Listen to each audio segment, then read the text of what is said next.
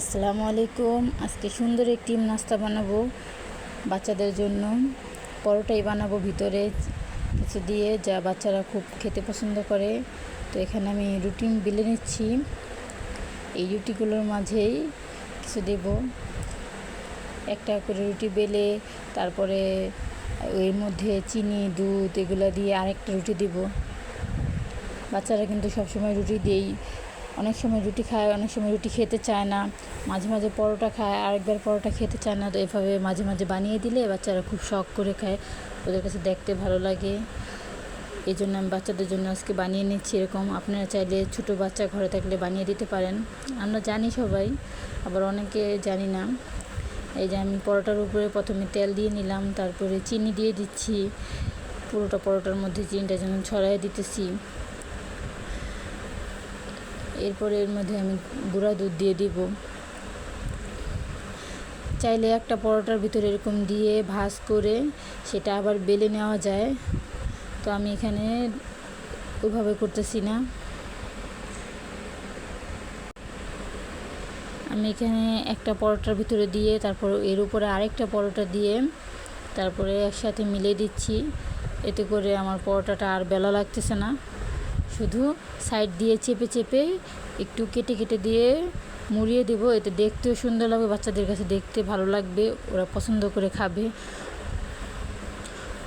একটা ছোটো বাচ্চা এই পরোটা যদি অর্ধেকও খায় তারপরও ওর পেটটা ভরবে, কারণ এখানে দুইটি আছে।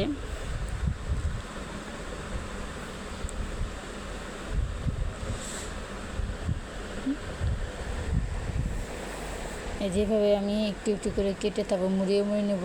এটা বানানোর পর দেখতে খুব সুন্দর লাগে, আর আমার ছোটো বাচ্চা দেখতে এটা পছন্দও করেছে। ও সবসময় রুটি দিলে খেতে চায় না, এটা দিয়েছি তো মোটামুটি অর্ধেকটা খেয়েছে খুব খুশি হয়ে।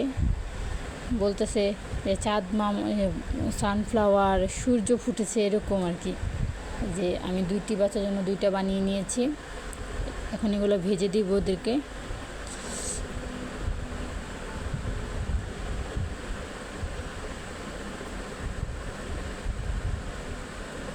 পরোটাগুলো বেশ বড় বড় হয়েছে এবং ভারী ভারী হয়েছে। বড় মানুষ একটা খেলে পেট ভরে যাবে।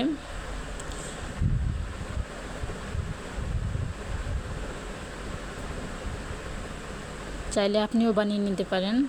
সকালে যখন নাস্তা বানান, রুটি বানান, তো সেখান থেকে দুইটি রুটি নিয়ে এভাবে একটি ভেজে দিতে পারেন বাচ্চাকে, বাচ্চা খুশি হয়ে খাবে।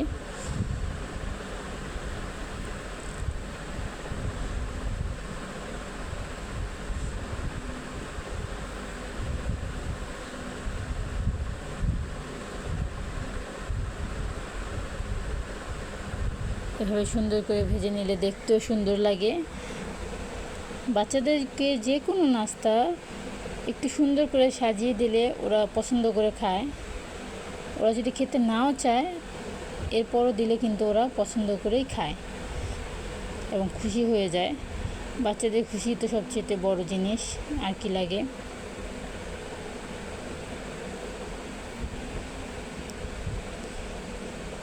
আমার একটি ভাজা হয়েছে, আমি আরেকটি ভাজতেছি।